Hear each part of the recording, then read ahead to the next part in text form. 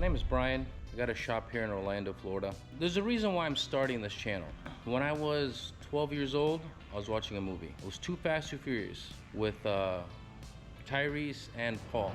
And I saw a car in there that I fell in love with. Like extremely fell in love with this car. Now it wasn't the Lancer, definitely wasn't the Eclipse. It was a 1969 Camaro that they raced for. It was a blue Yanko. When I saw that car at the age of 12, I fell in love.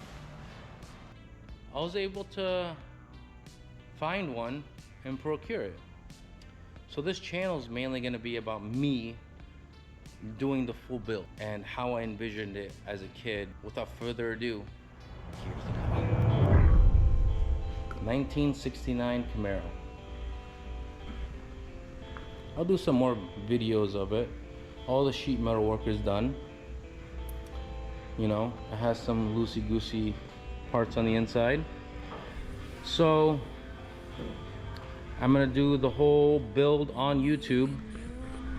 If this is your dream car, you can see my trials and tribulations, what I've done right, what I've done wrong, you know, all the steps. So when you build yours, you'll definitely have a good understanding of what you should and shouldn't do. First thing I'm gonna do is take apart the interior, take the seats out, all this stuff out. The guy wanted to put a 2015 dash. I'm taking all of that out. I'm putting an original dash in, clean it up, and you know, start the process. Here we go. We're gonna start this build off with a complete teardown. We're gonna take off all the trim molding, center consoles, the back seats. Now the guy I bought it from told me the back seats are actually out of a 04-05 Monte Carlo. And he said it fit good with the mini tub, that's why he picked that. Now I'm gonna be putting my attention toward taking out the steering, the front dash. He had custom fabricated this dash. It came out of a 2015 Chevrolet Camaro. Now, he put about 2 bolts on each side, and when I took it out, I thought it would come straight out, but on the bottom of the steering shaft, there's a piece of plastic, and it wouldn't let it come out without taking off the steering wheel. And then Tyler came in and told me to take out those nuts, or little screws inside the steering wheel, take out the nut, and it came right off, as you see. Now, what I'm going to be focusing on is taking out the steering column, which was not that bad. Everything was pretty loosely put in. There was nothing that was actually bolted down all the way on this car. So it was pretty easy to take everything apart. Now I'm gonna move my way to the outside to go ahead and take out the brake booster. I tried to take it out from the outside, but those Allen keys were way too big and it was not that much of a clearance. So I got Tyler to help me while he was holding it from the outside. As you see it now, he's gonna come and hold it from the outside. I went and got an extension and took the bolts out from the inside, and it came out really easily. Now the last thing I want to do is actually take out the pedals. Pretty much that's it. It was really easy. It took about 15 minutes. And now I'm just vacuuming all the stuff out, picking up all the loose screws, you know, and just getting it all ready.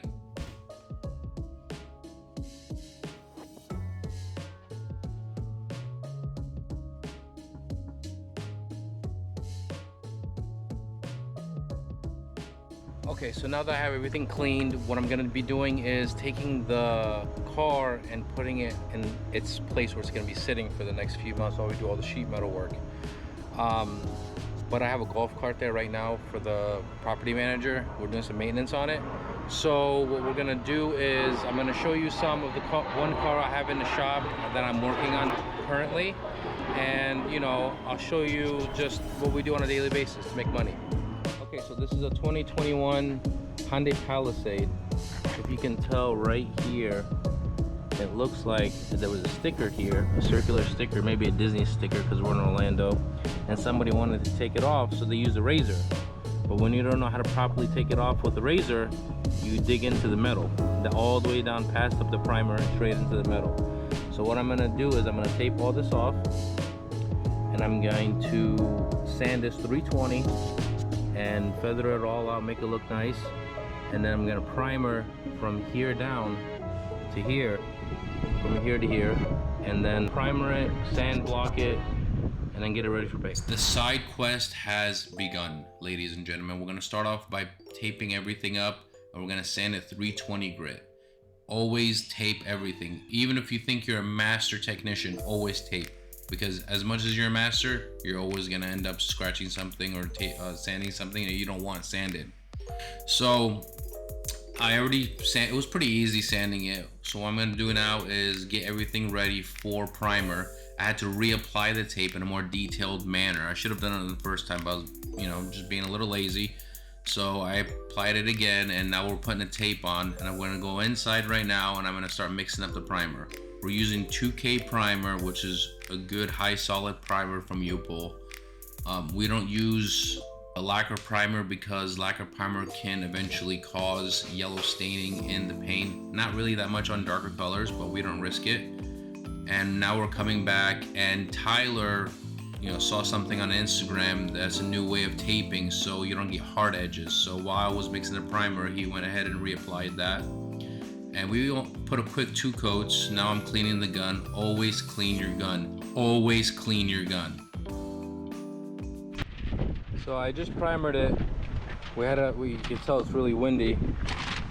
And this piece came off. Touched right there. And the good part is that we can probably get that blocked out. It was pretty straight, so we'll block it out. Maybe we gotta put a little bit of filler in there.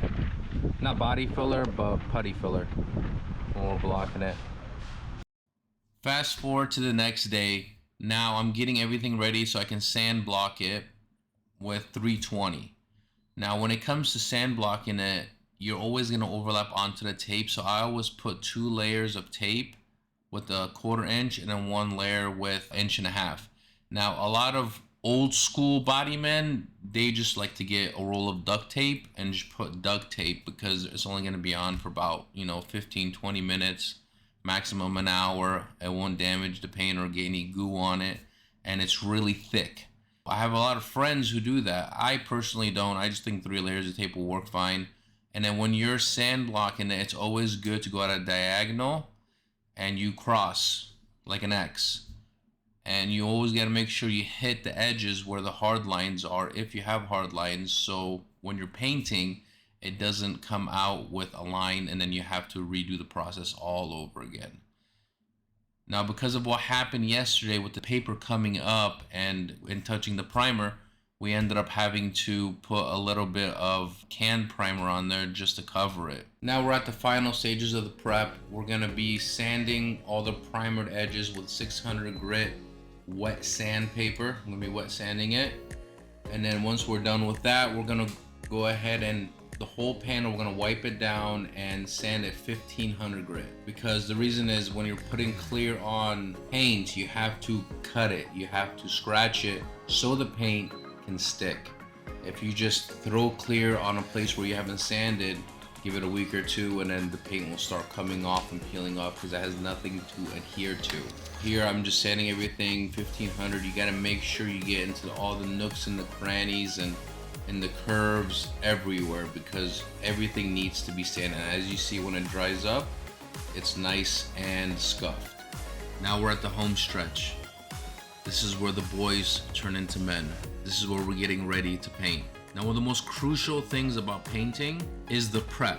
Now, Tyler's our painter, but Tyler is very good at prepping cars in the sense of taping.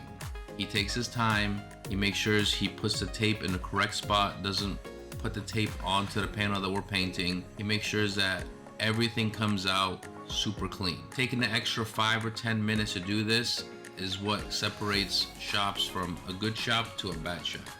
Well, not say bad shop, but a lazy shop. I don't mind when he takes an extra 20 minutes, 15 minutes to prep the car. Ever since I was a kid, my father always told me, do your job right, do it right the first time, and you will have no headaches.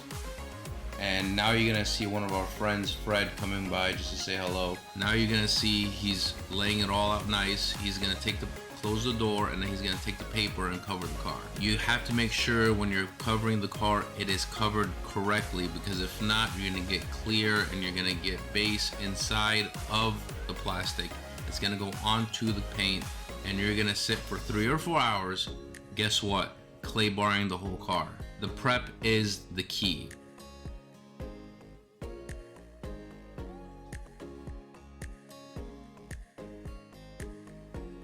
As you see here, he laid the tape around the bottom of the trunk.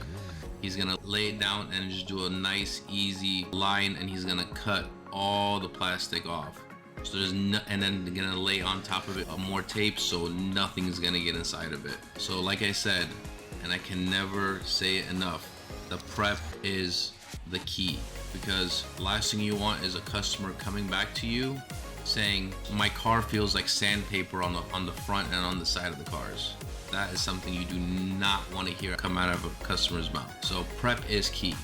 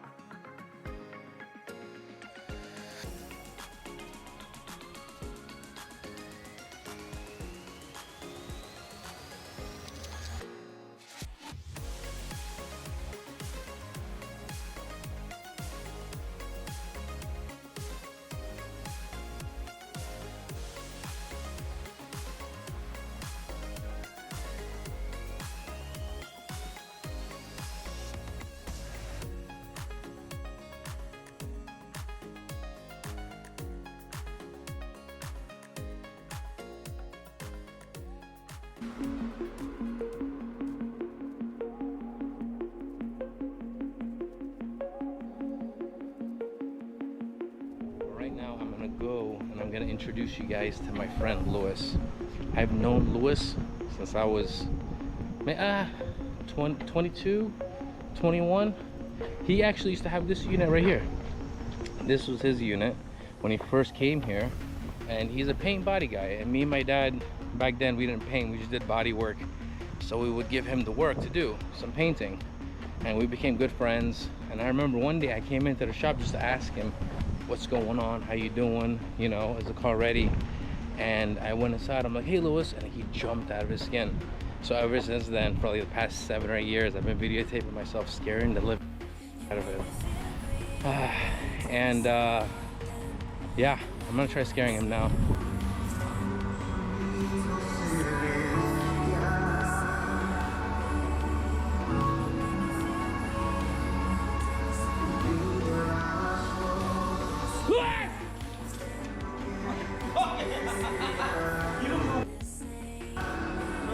One day I'm gonna hate you and you're gonna get mad at me. That's okay.